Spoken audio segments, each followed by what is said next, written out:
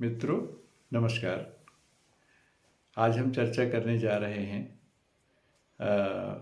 एक विचित्र किंतु वास्तविक स्थिति की, जो हम सभी जिसका सामना करते हैं, उसको थोड़ा सा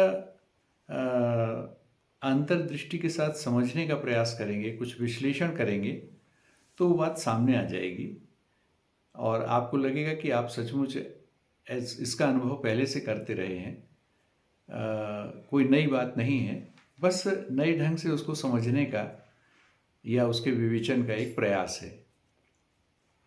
देखिए, होता क्या है कि हम ये मान के चलते हैं कि यह संसार एक है और हम सबका वह एक संसार ही है, और उसमें जो लोग भी रहते हैं, जो उसके सदस्य हैं, आपके समाज के, परिवार के, मित्रजन और भी लोग, और भी बहुत सारे जो भी विश्व के रहने वाले हैं, अभी के, पहले के, और जो भी उससे जुड़ी हुई बातें हैं, वो सब उस संसार का हिस्सा हैं। लेकिन एक खास बात है, आप भी सोच करके देखें कि हम में से प्रत्येक एक संसार में रह रहे हैं, ये अलग बात है, लेकिन हम सब का संसार जो हमारे मानस पटल पर अंकित होता है, जिसकी छवि हमारे अंदर होती है, वह भिन्न भिन्न है। हम सब का अपना अपना संसार है और वह एक दूसरे से भिन्न है। सीधी सी बात है कि जो मेरा संसार होगा, उसका मैं ऑब्जेक्ट के रूप में सदस्य नहीं होऊंगा, सब्जेक्ट के रूप में होऊंगा। सब्जेक्ट के या ज्ञाता के रूप में या अनुभवकर्ता के रूप में उसका सदस्य बन सकता हूं, लेकिन ऑब्जेक्ट वस्तुनिष्ठ रूप में उसका सदस्य नहीं बन सकता, जैसे अन्य लोग बन सकते हैं। इसी प्रकार जो आपका संसार होगा, उसके वस्तुनिष्ठ रूप में, ऑब्जेक्ट के रूप में आप सदस्य नहीं बन सकते, एक सब्जेक्ट के रूप में रहेंगे। और भी बातें हैं। तो हर संसार अपने आप में अनूठा है और उसकी रचना में उस व्यक्ति की भूमिका होती है जिसका वह संसार है। यानी अगर मेरा संसार है तो उसकी रचना में मेरी भूमिका अवश्य होगी। अब किस प्रकार से होती है, इस पर आइए विचार करें। जैसे मेरे संसार में जो लोग हैं, मेरी पत्नी हो सकती है, मेरे बच्चे हो सकते हैं, मेरे मित्र हो सकते हैं, मेरे सहपाठी हो सकते हैं, सहकर्मी हो सकते हैं, ऐसे लोग भी हो सकते हैं जो मेरे लिए अनजान हैं या अपरिचित हैं। शासन से जुड़े लोग हो सकते हैं, सत्ता से जुड़े लोग हो सकते हैं, देश विदेश के लोग हो सकते हैं। पर उन सब के बारे में जो मैंने सोच रखा है, जो उनकी छवि मैंने अपने संसार में निर्धारित कर रखी है, वह मेरे संसार में यूनिक है, अनूठी है। कहने का मतलब यह है कि मान लीजिए उसमें से XYZ 3 सदस्य हैं, 3 व्यक्ति हैं। एक मेरा रिश्तेदार है, एक मेरा मित्र है और एक मेरा सहकर्मी है। तो ये जो तीनों सदस्य होंगे, इनके विषय में जो मैंने अनुभव कर रखा है और जो मेरे और इनके बीच के अंतर संबंध हैं, उनको लेकर के मैंने उसके बारे में एक छवि निर्धारित कर रखी है। और वह जो छवि निर्धारित है, उसमें मेरे मनोविज्ञान ने भी काम किया है, मेरे पूर्वाग्रहों ने काम किया है। मैं पूर्वाग्रहों से ग्रस्त होऊंगा। हर व्यक्ति अपने पूर्वाग्रहों से प्रभावित होता है, हर व्यक्ति अपने मनोविज्ञान से प्रभावित होता है। वह किस नजरिए से किस व्यक्ति को या किस व्यवहार को या किस अनुभव को ग्रहण करता है, यह भिन्नता सभी मनुष्यों में होती है। एक ही व्यक्ति को, एक ही घटना को 3 या 4 या 1 लाख मनुष्य एक समान रूप में, एक नजरिए जैसे अनुभव नहीं करते, भिन्न भिन्न रूप में अनुभव करते हैं। और वह उनका वह अनुभव और उसकी भिन्नता उनके द्वारा निर्धारित की गई उस छवि को बनाने में अपनी भूमिका निभाती है, जो उनके संसार का हिस्सा है। अब XYZ के विषय में वह जो सोचता है, उनके बारे में जो उसने छवि निर्धारित की है, वह ही उसके विचार का ऑब्जेक्ट है। उसके विचार का वह ऑब्जेक्ट नहीं है जो उस एक्स वाई जेड की छवि एक्स के मानस पटल में है या वाई के मानस पटल में है। वाई के मानस पटल में जो छवि होगी उसके अपने बारे में वह भिन्न होगी, और इसी तरह से एक्स वाई जेड के बारे में मेरे अतिरिक्त जो अन्य कोई व्यक्ति है, मान लीजिए एम है, तो एम के अंदर जो छवि होगी वह भिन्न होगी। हो सकता है वह उसने उस प्रकार के अनुभव ना प्राप्त किए हों, या यह भी हो सकता है उसने उन्हीं अनुभवों को अलग नज़रिए से समझने का प्रयास किया हो सकता है उसके पूर्वाग्रहों की भूमिका उसमें रही हो, उसकी मनोग्रंथियों की भूमिका रही हो। मान लीजिए वह इन्फीरियरिटी कॉम्प्लेक्स से सफ़र कर रहा है या सुपीरियरिटी कॉम्प्लेक्स से सफ़र कर रहा है, तो वह उस नज़रिए से पीड़ित है, तो निश्चित ही उसका दृष्टिकोण उसके अनुभव को प्रभावित करेगा, और वह अनुभव और उसका प्रभाव उसके द्वारा बनाई गई उस छवि के निर्माण में अपनी भूमिका निभाएगा, जो छवि उसके मन में एक्स वाई जेड के बारे में उसके अपने संसार में है। तो इस प्रकार होता क्या है कि सभी लोगों के मानस पटल में ऐसे संसार होते हैं जो उनके अपने बनाए हुए संसार होते हैं, और जिसमें वे ऑब्जेक्ट के रूप में, विषय के रूप में जो अन्य मनुष्य हैं उनको एज इट इज, जैसा कि हम साइंस में करते हैं कि किसी एक मान लीजिए साइंस की एक फिनोमेना है या एक प्रकार का कोई केमिकल पदार्थ है, तो उसका जो अनुभव करेंगे वो एक जैसा करेंगे सभी लोग। उसमें एक रूपता रहेगी, सार्वभौमिकता रहेगी, वस्तुनिष्ठता रहेगी, लेकिन ऐसा हमारे इस अनुभव के आधार पर बनाई जाने वाली छवि के निर्माण में नहीं होता। इसमें हमारी मानसिकता भी काम करती है, इसमें हमारे अनुभव करने में नज़रिया भी, हमारा दृष्टिकोण भी काम करता है कि हम किस दृष्टिकोण से उसको ग्रहण कर रहे हैं, किस दृष्टिकोण से उसे समझने का प्रयास कर रहे हैं। इसलिए और किस भूमिका में है, मान लीजिए एक्स मेरा पुत्र है या वाई मेरी पत्नी है, तो उसके द्वारा किया गया व्यवहार मेरे द्वारा कैसे ग्राह्य होगा, वैसा ही ग्राह्य उसी समझ के साथ उसी प्रकार से अन्य लोगों के द्वारा नहीं किया जाएगा। वह भिन्न होगा जो उससे किसी अन्य रिश्ते में है। मान लीजिए उसके स्टूडेंट हैं, उसके टीचर हैं या उसके भाई बहन हैं, तो वो अन्य रूप से ग्रहण करेंगे, क्योंकि इसमें वो जो उसके संबंध हैं वह भी उसे प्रभावित करते हैं, क्योंकि वह मानसिकता के निर्धारण में अपनी भूमिका निभाते हैं। तो कुल मिलाकर के जो व्यक्ति की छवि होती है या व्यक्ति के विषय में जो आपकी सोच होती है, उसको लेके एक जो इमेज होती है जो आपके संसार में उसे सदस्य बनाती है, वह भिन्न भिन्न होती है, और उसमें सबसे ज़्यादा भूमिका उस सदस्य की ना होकर के आपकी होती है जो उसका अनुभव करता या उस संसार को बनाने वाला होता है। यह उसकी जो यूनिकनेस है, उसका जो अनूठापन है, वह उस अनुभवकर्ता पर ज़्यादा निर्भर करता है।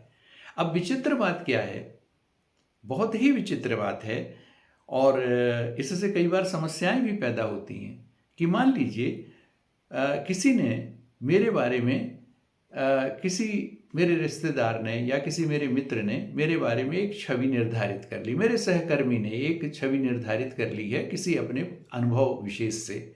अब वो अनुभव विशेष से जो अनुभव उसने अपने नज़रिए से, अपनी मनोविज्ञान के वशीभूत होकर के मेरे साथ या मेरे बारे में प्राप्त किया है, तो वह जो भी विचित्र अनुभव है, जो अनूठा अनुभव है, उसके आधार पर उसने मेरी एक छवि बना ली, जो हो सकता है आज से 15 साल पहले की हो। आज से 15 साल पूर्व उसने एक छवि बना ली। अब वह उसके संसार का सदस्य मैं उसी रूप में अंकित हूँ। आज भी मैं उसी रूप में अंकित हूँ। आज भी जब वह मेरे बारे में विचार करेगा तो उसी रूप में विचार करेगा। हो सकता है मैं बदल चुका हूँ, हो सकता है मेरे विचार बदल गए हों, या बहुत कुछ ऐसी बातें हो सकती हैं जो मैंने दूसरों से जो व्यवहार किया है उसमें दूसरे प्रकार का व्यवहार किया हो, या दूसरे लोग मेरे बारे में कुछ और सोच रहे हों। उसने मेरे बारे में सोच रखा हो कि यह बड़ा क्रूर व्यक्ति है अपने उस अनुभव विशेष के आधार पर, या स्वार्थी है, और मैंने जो दूसरों के साथ व्यवहार किया है या दूसरों ने मेरे व्यवहार को जिस रूप में ग्रहण किया है, हो सकता है उन्होंने मुझे करुणामय के रूप में ग्रहण किया हो, सदाशयतापूर्ण व्यक्ति के रूप में ग्रहण किया हो और इस रूप में मेरी छवि बना ली हो। तो एक के संसार में मैं सदाशय व्यक्ति के रूप में दर्ज हूं और दूसरे के संसार में मैं स्वार्थी के रूप में दर्ज हूं। अब मैं खुद हूं कैसा, ना एक्स ने समझा ना वाई ने समझा। एक्स ने अपने हिसाब से समझा, वाई ने अपने हिसाब से समझा। मैं स्वयं में कैसा हूं यह तो वह समझ ही नहीं पाएगा, क्योंकि मेरे अपने को समझने के लिए उसे अपने सारे पूर्वाग्रहों से, अपने मनोविज्ञान के द्वारा जो, या अपने भावों के द्वारा, या अपने उस संबंध जिससे वह मेरे साथ संबंधित है, उससे ऊपर उठ के, उससे अलग हट के तटस्थ रूप में मेरे स्वरूप को समझना पड़ेगा, जैसा एक साइंटिस्ट किसी केमिकल को समझता है। अब यह बड़ा मुश्किल है, यह उसके लिए मुश्किल है और यह मेरे लिए भी मुश्किल है, यह हर किसी के लिए मुश्किल है, क्योंकि हर व्यक्ति किसी न किसी प्रकार से पूर्वाग्रहों से, अपने मनोविज्ञान से, अपने नज़रिए से, अपनी जो साइकोसोमैटिक जो उसकी मनोदैहिक स्थिति है उससे, अपने सामाजिक परिवेश से, अपने पूर्व अनुभवों से और अन्य अन्य बातों से प्रभावित होता है, अपनी मटेरियल कंडीशन से प्रभावित होता है। तो उन सारे प्रभावों से मुक्त होकर के मुझे वस्तुनिष्ठ रूप में वह जब तक नहीं समझेगा तब तक वह मेरी वैसी प्रतिमा या वैसी छवि अपने उस संसार में निर्मित नहीं कर सकता। और अब दिक्कत क्या है कि अब सारे संसार जो हैं अन्य अन्य व्यक्तियों के, उनमें जो भी सदस्य हैं वो भिन्न भिन्न प्रकार के हो गए। तो हर व्यक्ति का संसार अपना अलग हो गया, उसके सदस्यों का स्वरूप भिन्न भिन्न हो गया। वे अपने आप में कैसे हैं यह तो किनारे हो गया, मुख्य बात क्या हो गई कि उसके अपने संसार में सदस्यों की स्थिति भिन्न होती है, अनूठी होती है। और अब उन्हीं को लेकर के, उन सदस्यों को लेकर वह अपने संसार में उन व्यक्तियों को लेकर के धारणाएं बना लेता है और उन धारणाओं से संचालित होता है। अब उन धारणाओं से प्रभावित होकर वह अपने व्यवहार और चिंतन करता है। तो उसका व्यवहार और चिंतन दोनों प्रभावित किससे होता है? मेरे ऐसे होने से या वैसे होने से नहीं होता, मेरे बारे में जो उसने छवि अपने संसार में बना रखी है उसके ऐसे या वैसे होने से होता है। यानी मेरे कोई अन्य व्यक्ति कैसा है इससे मेरी धारणा उसके बारे में वैसी नहीं बनती, या मेरा चिंतन या मेरा व्यवहार प्रभावित नहीं होता। मेरा चिंतन और व्यवहार किससे प्रभावित होता है? उसके बारे में जो मैंने अपने संसार में छवि बना के रखी है, और वो छवि निश्चित रूप से निरपेक्ष और तटस्थ या यथा वस्तु का जो यथार्थ स्वरूप है या उस व्यक्ति का जो यथार्थ स्वरूप है वैसी नहीं होती। तो हम अपने संसार में हमने उसका जैसा रूप रच रखा है, अपने अनुभव और जो भी तमाम बातें मैंने की उनके आधार पर, तो उस रचे हुए रूप के आधार पर हम उस व्यक्ति से व्यवहार करते हैं और इसी प्रकार व्यवहार करने के कारण आपस में, जिसे हम अंग्रेजी में बोलते हैं मिसअंडरस्टैंडिंग, नासमझी हो जाती है, क्योंकि हम उसे समझ नहीं पाते और वह अपने आप को वैसा हमारे मानस पटल में व्यक्त कर भी नहीं सकता, क्योंकि हम तो अपने संसार में उसकी जो छवि बनी है उसी से उसे ग्रहण कर रहे हैं, उसी से डील करते हैं। हम उस व्यक्ति से कभी डील ही नहीं कर पाते। हमने जो उसके बारे में छवि बना रखी है, मान लीजिए 10 साल पहले से उसने कभी कोई ऐसा व्यवहार किया था जिससे हम प्रभावित हो गए, गलत या सही जैसा भी था, अब उस प्रभाव से हम मुक्त नहीं हुए। अब वो आज हमसे जो भी व्यवहार करता है तो हम अपने ही ढंग से उसके बारे में सोचते हैं। आप ही सोच लें, एक आदमी जाता है और सड़क किनारे किसी को देखता है और उसको अपने पर्स से निकाल करके 100 रुपये का नोट किसी भिखारी को दे देता है। अब हमने उसे देखा, तो जब मैंने उसे देखा मान लीजिए, और मैंने सोचा कि अरे यह कितना दयालु है, तो मैंने उसे दयालु के रूप में अपनी मानस में छवि बना ली। और मेरे बगल में खड़े हुए मेरे ही एक अन्य मित्र ने उसे देखा और उसने, चूंकि उस प्रकार की विचारधारा थी उसकी, उस प्रकार के उसके मनोग्रंथियां थीं, उस प्रकार के पूर्वाग्रह थे, या जो भी और भी बहुत सी बातें थीं, जिसके कारण उस प्रकार का नजरिया था, जिसके कारण उसने यह निष्कर्ष निकाला कि देखो कितना दिखावा कर रहा है, 10 रुपये भी दे सकता था लेकिन 100 रुपये का दिखावा कर रहा है। तो अब देखिए, एक ही घटना है, एक ही व्यक्ति है, लेकिन उसके बारे में एक के संसार में उसकी छवि बनी दिखावा करने वाले की, दूसरे के मन में उसकी छवि बनी दान देने के या सहानुभूति व्यक्त करने वाले एक दयालु व्यक्ति की। तो अब ऐसा होता है, ऐसा सामान्य व्यवहार में भी होता है, और आपसी रिश्तों में होता है, परिवार में होता है, समाज में होता है। अब इससे मुक्त हो पाना बड़ा मुश्किल है। इसलिए मैंने कहा कि हर व्यक्ति का अपना संसार होता है और उस अपने रचे संसार के आधार पर वह व्यवहार करता है, और इसीलिए व्यवहार में उसे कई बार कठिनाई होती है और सामंजस्य स्थापित होने में या सामने वाले व्यक्ति की यथार्थ मनोदशा, यथार्थ मनोवृत्ति को समझने में, उसके यथार्थ मनोभावों को समझने में उसे समस्या का सामना करना पड़ता है। वो नहीं समझ पाता, और वह जो समझता है उसे ही यथार्थ मानता है, उसे ही सही मानता है। अगर उससे आप बहस भी करना चाहें कि आप कहें कि नहीं भाई एक्स ऐसा नहीं है, तो वो कहेगा नहीं नहीं एक्स ऐसा ही है और वो ऐसा ही व्यक्ति है, तुम नहीं समझ रहे हो, वह तुम्हारे सामने एक्टिंग कर रहा है, वह वस्तुतः वैसा ही है जैसा बुरा मैं उसे समझता हूँ।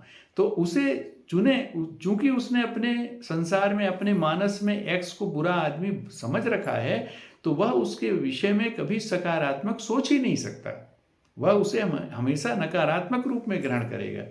तो यह हमारी जो अभिवृत्ति होती है और यह जो हमारी मनोदशा होती है, और भी तमाम बातें हैं। कभी कभी हम कल्पना भी कर लेते हैं, और कभी कभी हम ये भी उम्मीद करते हैं कि मुझसे बेहतर तो कोई नहीं हो सकता, इतना भी अच्छा कौन हो सकता है, निश्चित तौर पर यह किसी कारण से ऐसा कर रहा है, कोई व्यक्ति इतना अच्छा कैसे हो सकता है, या इसका उल्टा भी, कोई व्यक्ति इतना बुरा कैसे हो सकता है, यह जरूर किसी व्यवस्था से ऐसा कर रहा है, यह वस्तुतः बुरे भाव नहीं रखता, किसी व्यवस्था के कारण ऐसा उसे करना पड़ रहा है, इत्यादि इत्यादि। तो ये बहुत सी बातें हम सोचते हैं और अपने अंदर कुल मिलाकर के अपना एक संसार बना लेते हैं, जिसके सदस्य, उनका स्वरूप, उनकी इमेज, छवि सब हमारे सोचे आधार पर होती है, हमारे अनुभवों के आधार पर होती है, और उन अनुभवों में भी कोई निरपेक्षता नहीं होती। वह अनुभव भी हमारी मनोदशा, हमारे मनोग्रंथियाँ और हमारे नजरिए के आधार पर हम उसे अनुभव को ग्रहण करते हैं। वह अनुभव भी इस प्रकार का नहीं होता जैसा कि साइंस में या विज्ञान में आप प्रयोगशाला में कोई निरीक्षण या ऑब्जर्वेशन करके कोई तथ्य का स्वरूप निर्धारित करते हैं, किसी घटना का या किसी फिनोमेना का स्वरूप निर्धारित करते हैं, क्रिया प्रतिक्रिया का। यह वैसा वैज्ञानिक और वैसा ऑब्जेक्टिव या वस्तुनिष्ठ भी नहीं होता। इसमें हमारी अपनी वैयक्तिकता, हमारी जो सब्जेक्टिविटी है, एक शब्द में अगर कहना चाहें तो जिसमें मनोविज्ञान भी आ जाता है, पूर्वाग्रह भी आ जाते हैं, तो हमारी वह जो सब्जेक्टिविटी है वह उस छवि के निर्माण को प्रभावित करती है, जो अन्य के बारे में या अन्य को लेकर के हमने अपने मानस पटल पे अंकित कर रखी है, और जो हमारे उस यूनिक संसार, उस अनूठे संसार का जो सिर्फ मेरा संसार है, उसका वह हिस्सा है या सदस्य है। तो ऐसे ही संसार हर व्यक्ति के हैं, तो हर व्यक्ति उन्हीं संसारों के साथ, और उसके मृत्यु पर्यंत वह संसार उसके साथ रहता है। उसके मरने के बाद वह संसार जो उसने बनाया था वह खत्म हो जाता है। अब वो अन्य के लोगों के पास उस व्यक्ति को लेकर संसार हो सकते हैं, लेकिन उसका अपना संसार उसके जीवन के साथ ही समाप्त हो जाता है, लेकिन उसके जीवन भर उसके व्यवहार और उसके विचार, उसके चिंतन सबको वह प्रभावित करता रहता है। अब यह जैसा भी हो, चाहे यह परेशानी का सबब बने या जो भी हो, हमारे जो निरपेक्ष विचार होने चाहिए, तटस्थ विचार होने चाहिए या वस्तुनिष्ठ विचार होने चाहिए, उनमें एक प्रकार की बाधा उत्पन्न करने वाला हो। लेकिन बात तो ऐसी है कि ऐसा है, निश्चित तौर पर। ऐसा मैंने अनुभव किया है, आप भी अनुभव करते होंगे। तो हम सब अपने अपने संसार के साथ रहते हैं और उस संसार को सही मानते हैं, और उस संसार में जो जो हमने दर्ज कर रखा है, जिस जिस के बारे में जो जो सिद्धांत बना के रखे हैं, जो जो छवियां बना के रखी हैं, उनको लेकर के हम एकदम दृढ़ होते हैं। उन्हें हम बदलने के लिए तैयार भी नहीं होते जल्दी। हम फ्लेक्सिबल नहीं होते कि उस संसार को हम बदलने के लिए तैयार हों। सदस्यों का स्वभाव बदल गया हो, इसे परमिट करें, इसे अलाउ करें, नहीं करते हम उसको लेकर के। और वह संसार मूल रूप से अंततोगत्वा हमारे स्वतंत्र चिंतन के लिए या हमारे इस प्रकार के निरपेक्ष चिंतन के लिए एक प्रकार की बहुत बड़ी बाधा बन जाता है और एक पूर्वाग्रह का रूप ले लेता है।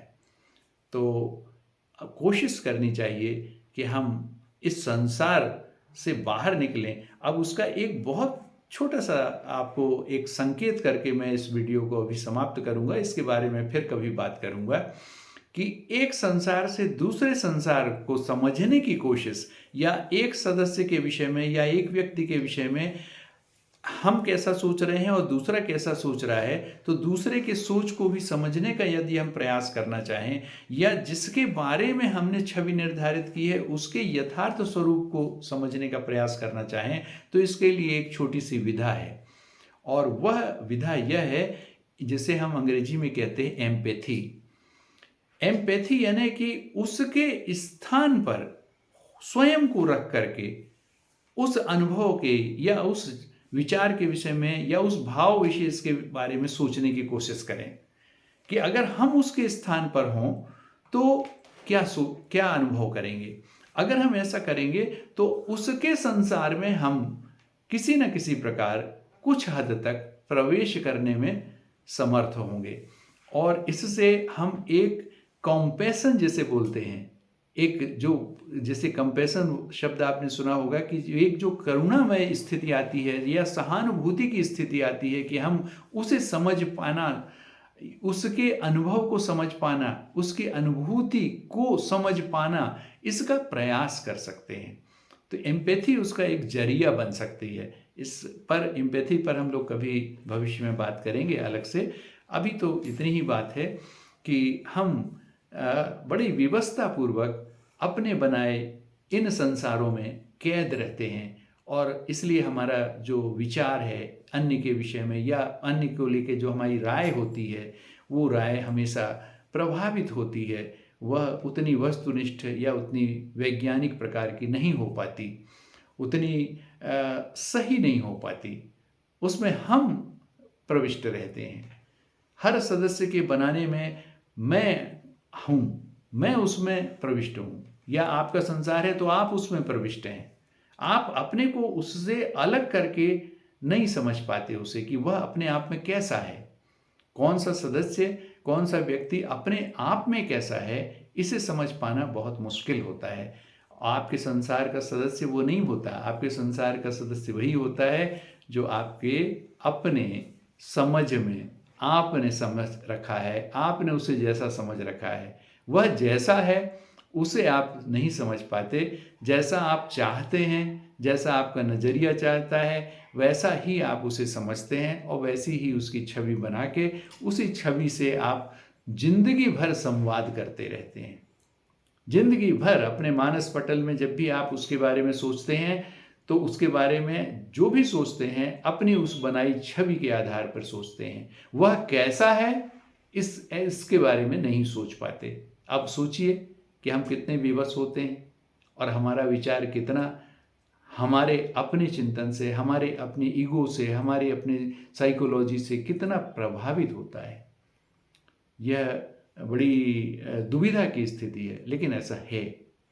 आज इतनी ही बात मैं करूँगा आपसे, और इस चर्चा को सुनने के लिए आपका धन्यवाद।